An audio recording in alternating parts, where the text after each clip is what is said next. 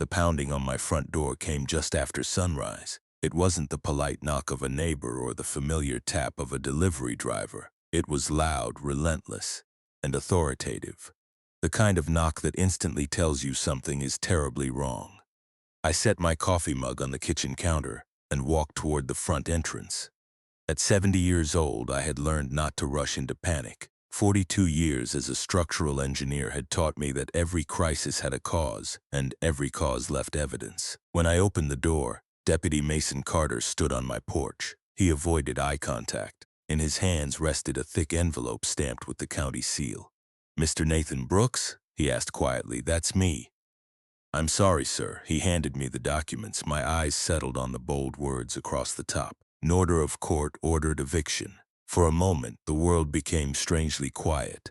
Not because I was shocked, because none of it made sense. I had built this ranch with my own hands 31 years earlier on 5 peaceful acres outside San Antonio. Every beam, every stone walkway, every oak tree planted along the driveway carried memories of my late wife, Evelyn. After she passed away 6 years earlier, this home became the only place that still felt alive. There was no mortgage, no unpaid taxes, no debts. Legally, nothing should have threatened this property. Then laughter drifted across the road. I looked up. A silver Mercedes sat parked beside the curb. Leaning comfortably against it was my son-in-law, Brandon Hayes. He held his phone high, recording me. "There he is," Brandon shouted with a grin. "Enjoy your last morning here, old man." Standing beside him was my daughter, Lauren. She folded her arms and wore the same cold smile I'd noticed growing over the past year. No guilt, no hesitation, just satisfaction. Seeing her standing beside Brandon hurt far more than the eviction notice in my hands. Lauren had once been the little girl who insisted on helping me build birdhouses in the garage. I remembered teaching her to ride a bicycle, helping with science projects, walking her down the aisle on her wedding day. Now she watched me like I was nothing more than an obstacle standing between them and something they wanted. Deputy Carter shifted awkwardly.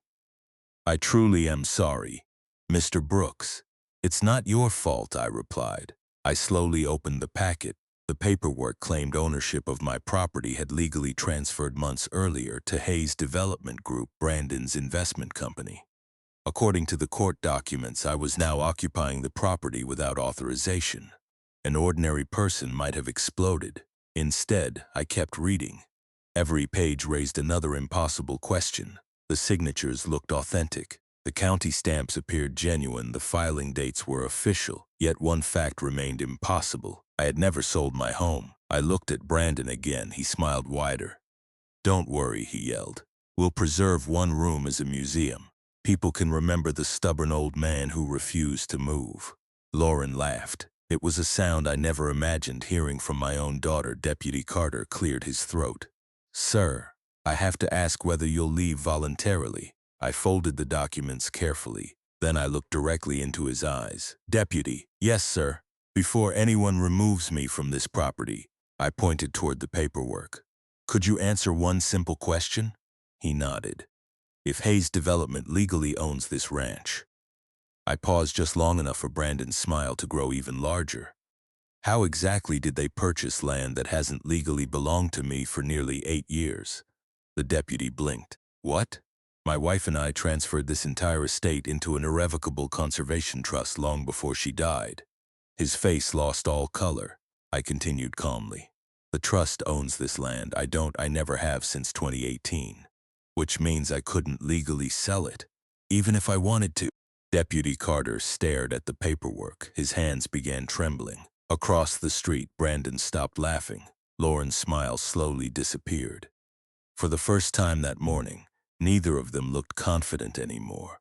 They had expected an old widower who would cry. Instead, they had just discovered they might be standing inside the biggest fraud investigation of their lives. I quietly folded the eviction papers. Then I smiled, not because I had already won, because I finally understood the game they had been playing, and I knew exactly how to beat them. Deputy Mason Carter looked down at the eviction papers as though they had suddenly transformed into explosives. "You transferred the property into a trust?" he asked carefully. "I did." "When?" "8 years ago." His forehead wrinkled. But these documents state Hayes Development became the legal owner 4 months ago. They do, I answered. And that's exactly why someone is about to have a very bad day. Across the road, Brandon was no longer smiling. He lowered his phone and exchanged a quick glance with Lauren. Neither of them could hear our conversation, but they knew something had changed. Deputy Carter stepped closer and lowered his voice. Mr. Brooks, if what you're saying is true, these court documents shouldn't even exist. They shouldn't. And the judge, he was likely shown forged records. The deputy swallowed hard. I served exactly what the courthouse gave me. I know. I don't blame you. His shoulders relaxed slightly. I need to report this. Not yet. He looked surprised. Why not? Because if they realize the fraud has been discovered, they'll destroy every piece of evidence connecting them to it.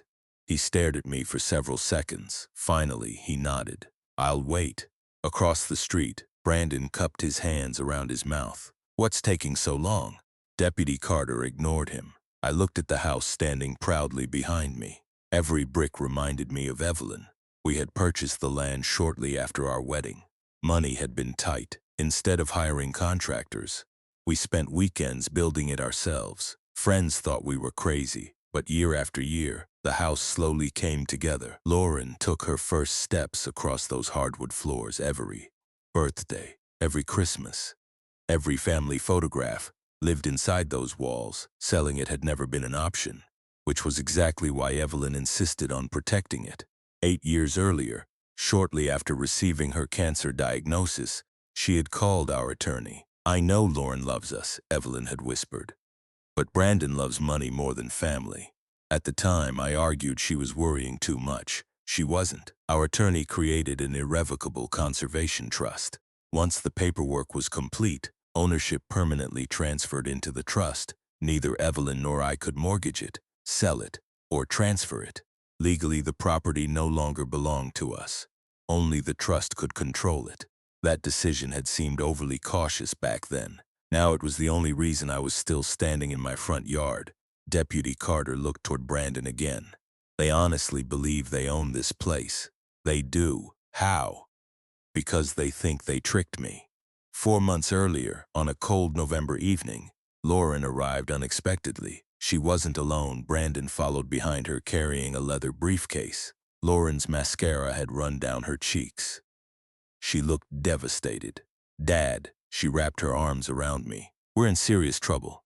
Inside the kitchen, Brandon explained everything. His real estate company was supposedly collapsing.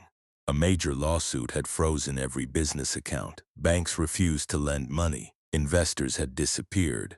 Without immediate financial backing, they would lose everything. Lauren cried throughout the conversation. I don't care about the business, she sobbed. I just don't want to lose our home. Hearing my daughter cry broke something inside me. I immediately offered cash, savings, investments, retirement accounts, anything that could help. Brandon shook his head. The bank doesn't want money. What do they want? Asset management. He opened the briefcase. There's a legal strategy that allows your property to support our loan without affecting your ownership. I frowned. I don't want to risk my house. You won't. He smiled reassuringly. It's only a temporary management agreement. The title stays protected. You keep living here. Nothing changes. Lauren squeezed my hand. Please, Dad. I promise we'll fix everything. Looking back now, every tear, every trembling voice, every desperate hug had been part of the performance. The following morning, Brandon returned with a notary. The document stack was nearly 60 pages thick. The first pages discussed tax planning, estate management, family trusts. Everything appeared legitimate. Brandon pointed to yellow tabs marking each signature line. Just routine paperwork. I signed again and again, without realizing one page hidden in the middle wasn't a management agreement at all. It was a quitclaim deed, a document that supposedly transferred ownership to Hayes Development. Except, there was one fatal flaw. I didn't legally own the property anymore, which meant my signature transferred absolutely nothing. Brandon had built an entire multi-million-dollar fraud on a document that was legally worthless, and he still had no idea. I looked across the street. He waved impatiently. Hurry up, deputy. I smiled to myself. He thought he had already won. In reality, His biggest mistake had only just begun. Deputy Mason Carter folded the eviction notice and slipped it back into the envelope. "I can't enforce this until I verify everything," he said quietly. "Thank you," replied. He nodded once before walking toward his patrol vehicle. Brandon immediately intercepted him. "What are you doing?" Brandon demanded. "Throw him out. I'm reviewing new information," the deputy answered professionally. "What new information? I'm not authorized to discuss an active matter." Brandon's face reddened. "This is ridiculous." Deputy Carter climbed into his cruiser without another word and drove away. For the first time since arriving that morning, Brandon looked uncertain. Lauren walked over to him, whispering nervously. They both glanced toward me before climbing into the Mercedes and leaving. The moment they disappeared down the road, I returned inside my house. I locked the front door. Then I walked into my study. Hidden behind an old bookshelf was a steel safe that very few people knew existed. I entered the combination and pulled out a thick blue folder. Across the front, handwritten in black ink, were two simple words: Porty Trust. Inside were copies of every document Evelyn and I had signed 8 years earlier. The trust agreement, county recordings, attorney certifications, everything. I carefully read through each page again. The language was crystal clear. Neither I nor any future beneficiary had the authority to sell, transfer, mortgage, or pledge the property without written authorization from the trustee. Brandon's quitclaim deed wasn't merely fraudulent, it was legally impossible. That realization brought me no joy, only sadness, because someone had still manipulated my daughter into participating in a crime. Or perhaps she hadn't been manipulated at all. That thought lingered in my mind as I picked up my phone. There was only one person I trusted with something this serious: Attorney Daniel Mercer.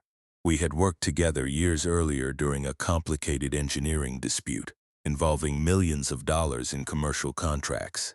Daniel wasn't simply a lawyer, he specialized in financial fraud. More importantly, he hated dishonest people. His receptionist answered immediately. "Mercer Legal. My name is Nathan Brooks." There was a brief pause. "I'll connect you." Within seconds, Daniel's familiar voice came through. "Nathan, I wish I were calling under better circumstances. You sound serious." "I am. Can you meet today?" "Immediately. Bring every document you have." "I will." 2 hours later, I sat inside Daniel's downtown office. He listened without interrupting as I explained everything. Lauren's late-night visit, Brandon's emotional story, the paperwork, the eviction notice, the conservation trust. When I finished, he remained silent for nearly a minute. Finally, he leaned back. "They're either incredibly bold or incredibly stupid. I've been wondering which." He opened the trust documents. His eyes moved rapidly across each page, then he smiled. "Oh, what? They've made a catastrophic mistake." "I thought so." "No," he looked directly at me. "I don't think you fully understand how bad this is." He tapped the trust agreement. "This property legally belongs to the trust, correct? Which means your signature transferred absolutely nothing." "Exactly. But that's only the beginning." He reached for another legal book. "If Brandon used this fake ownership to obtain financing," I interrupted. "He probably did." Daniel froze. "Probably. They've suddenly purchased luxury cars. They've taken expensive vacations. They're spending money they never had before." Daniel slowly closed the file. "If that's true, they committed federal bank fraud." The room became silent. Neither of us spoke for several seconds. Finally, Daniel stood. "I'm ordering a complete title investigation today. I also want banking records, corporate filings, property transfers, everything." "How long?" 48 hours. He looked at me with unusual seriousness. "Nathan, if my instincts are correct, this won't stay a family dispute. It will become a federal criminal investigation." As I drove home that afternoon, my phone rang. "Lauren," I answered. "Hi, Dad." Her voice sounded unusually cheerful. "I heard there was some confusion this morning." A little. "I'm sure Brandon can explain everything. I'm sure he can." She hesitated. "Would you like us to come over tonight?" I smiled to myself. The panic had begun. "No. I think I'd like some quiet, if you're certain." "I am. Love you, Dad." For years those words had warmed my heart. Now, they sounded rehearsed. I ended the call and looked at the empty passenger seat. Evelyn used to sit there. She always believed people eventually revealed who they truly were. I hadn't understood what she meant back then. Now I did. Some people reveal themselves through kindness, others reveal themselves through greed. And Brandon Hayes had no idea that every move he made from this point forward was leading him directly toward disaster. 48 hours later, my phone rang precisely at 9 o'clock. It was Daniel Mercer. "Come to my office." His voice was calm, too calm. "I've found something. I'll be there in an hour." When I arrived, Daniel wasn't alone. A forensic accountant named Olivia Grant sat across from him with several thick binders spread across the conference table. Neither smiled. Daniel slid the first folder toward me. "We traced Hayes' development. What did you find?" "It wasn't struggling." I frowned. Its financial statements show the company had been profitable for nearly 3 years. My stomach tightened. So the bankruptcy story, completely fabricated. Olivia opened another file. "It gets worse." She pointed to several highlighted transactions. 2 days after you signed those documents, Brandon took your fraudulent quitclaim deed to First Frontier Bank. He claimed Hayes Development had acquired a 5-acre estate worth nearly $4 million. I already knew what was coming. The bank approved the loan. Daniel nodded. $2.6 million. My hands remained folded. I refused to let anger control me. "What happened to the money?" Olivia turned another page. "Almost nothing was invested into the company. Instead, the money financed a completely different lifestyle, a brand new Mercedes, a luxury condominium in downtown Dallas to Bunner furniture, private club memberships, luxury watches, international vacations. Every purchase appeared in perfect chronological order. They never intended to save a business," Daniel said quietly. "They intended to finance a new life. Using mine." He pushed another folder toward me. This came from county planning records. Inside were architectural renderings. My property had been redesigned into an upscale commercial plaza. Restaurants, retail stores, executive offices, my home. The place Evelyn and I had built together was marked in bright red, "Be demolished." The scheduled demolition date was less than 3 weeks away. Daniel looked at me carefully. "How are you holding up?" I took a slow breath. "They aren't just stealing land. They're trying to erase our family's history." No one spoke. Finally, Daniel broke the silence. "We've already contacted the trustee." "What did they say?" "They never authorized any transfer. They've never even heard of Hayes Development." Exactly what I expected. Daniel leaned forward. "Nathan, I need to ask you something." "Go ahead. Do you want your daughter arrested?" The question hung in the room. I looked out the window. Traffic moved peacefully below. People laughed on the sidewalk. Life continued normally. Mine never would again. "I don't want revenge." Daniel remained accountability. "If Lauren knowingly participated, she answers for her decisions. If Brandon manipulated her, the evidence will show it." Daniel slowly nodded. "Fair enough." That evening I returned home. The ranch looked exactly as it always had. The oak trees swayed gently. Wind moved across the fields. For a few peaceful minutes, it almost felt like nothing had changed. Then headlights appeared at the end of the driveway. A black SUV. Brandon stepped out first. Lauren followed. Neither looked happy.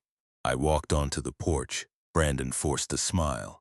"We thought we should clear up the misunderstanding." "What misunderstanding?" "The eviction." "I see. It was just legal paperwork, sure." Lauren stepped forward. "Dad, you know we'd never hurt you." I studied her face. She couldn't maintain eye contact. Brandon quickly interrupted. "The attorney's complaint is corrected. We'll all laugh about this." I folded my arms. "Is that so?" "Absolutely." He reached into his jacket. "I actually brought a few revised documents." He held out another folder. I didn't touch it. "What are they?" "Just corrections. I'll have my attorney review them." For the first time, Brandon's smile cracked. "You hired a lawyer?" "Of course." His confidence visibly faded. Lauren looked toward him with alarm. Neither expected resistance. Brandon cleared his throat. "Nathan, I don't think lawyers are necessary. I disagree. They'll only create unnecessary problems. They tend to create problems for dishonest people." His jaw tightened. For several long seconds, nobody spoke. Finally, he forced another smile. "We'll talk again soon. I'm sure we will." They turned and walked back toward the SUV. As Brandon opened the driver's door, I noticed him whisper something to Lauren. She looked frightened, very frightened. The moment they drove away, my phone vibrated. A message from Daniel. Don't sign anything. Federal investigators are now reviewing the bank records. I smiled for the first time in days. Brandon still believed he controlled the situation. He had no idea that every forged document, every wire transfer, every luxury purchase, and every lie had become evidence. The trap was no longer being built. It had already closed. 3 days later, I was sitting on my front porch with a cup of black coffee when 3 dark SUVs rolled slowly up my driveway. None carried police markings. The lead vehicle stopped first. 4 men and 2 women stepped out, dressed in business suits instead of uniforms. One of them walked toward me and displayed a leather badge. Mr. Nathan Brooks? Yes. My name is Special Agent Rebecca Collins with the Federal Bureau of Investigation. I've been expecting you, she smiled slightly. May we come inside? Of course. Inside my study, Agent Collins placed a thick folder on my desk. We've completed our preliminary investigation. She opened the file. The evidence your attorney provided matched everything we uncovered. She began listing the findings: the forged quitclaim deed, the false ownership claim, the fraudulent loan application, the forged property valuation, the illegal wire transfers, the luxury purchases funded with bank money. Every piece fit together perfectly. Then she looked directly at me. Mr. Brooks, this is one of the clearest financial fraud cases we've investigated in years. I quietly nodded. I was afraid of that, she continued. The trust legally owned your property. You never possessed authority to transfer it, which means Hayes Development obtained a federal loan using collateral that legally never existed. Another agent placed several photographs on the table: Brandon buying his Mercedes, Lauren shopping in Dallas, luxury vacations, private club receipts. Everything had been documented. There is one final step, Agent Collins said. We need them to act. What do you mean? They still believe they own your property. They're planning to return this afternoon with contractors. I understood immediately. They'll expose themselves. Exactly. At 1 o'clock, several construction trucks appeared outside the ranch. Brandon climbed out wearing expensive sunglasses. Lauren followed beside him. Behind them stood contractors carrying measuring equipment. Brandon smiled confidently. I told you we'd be back. He walked toward the porch. This property officially belongs to Hayes Development. He held up a folder. I've brought updated court paperwork. Before I answered, Agent Collins stepped outside. So have we. Brandon froze. His smile disappeared instantly. Who are you? She displayed her credentials. Federal Bureau of Investigation. Silence, complete silence. Lauren's face turned white. Brandon attempted to laugh. There must be some mistake. There isn't. Another agent approached carrying handcuffs.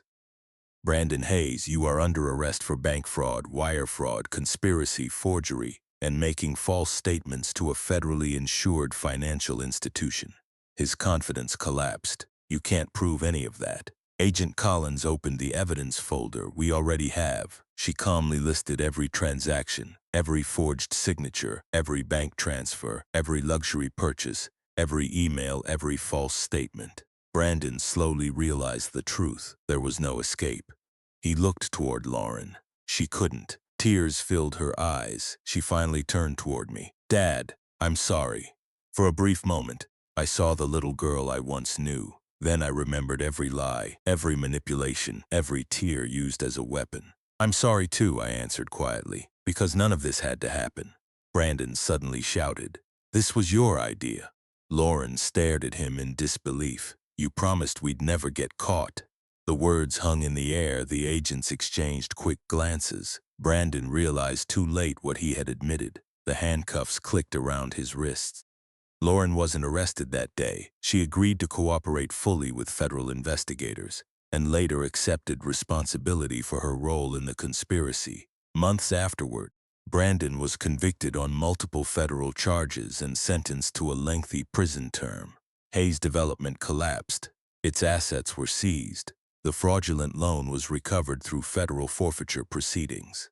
The trust remained the lawful owner of my ranch. No bulldozers ever touched the property. Nearly a year later, I sat on the same porch where everything had begun. The evening sun painted the fields in shades of gold. Children from neighboring ranches laughed as they rode bicycles down the quiet road. Life had finally become peaceful again. Lauren wrote me several letters from counseling. I answered only one. Forgiveness, I told her, is a choice. Trust is something entirely different. Some things can be repaired. Others leave permanent scars. As I looked across the land Evelyn and I had built together, I realized she had protected our home long before I ever understood why. Her wisdom had preserved not only the ranch, but also the truth. Greed had nearly destroyed our family. Integrity saved our legacy. And that old front porch, where my son-in-law once celebrated what he believed was his greatest victory, became the very place where justice finally found him.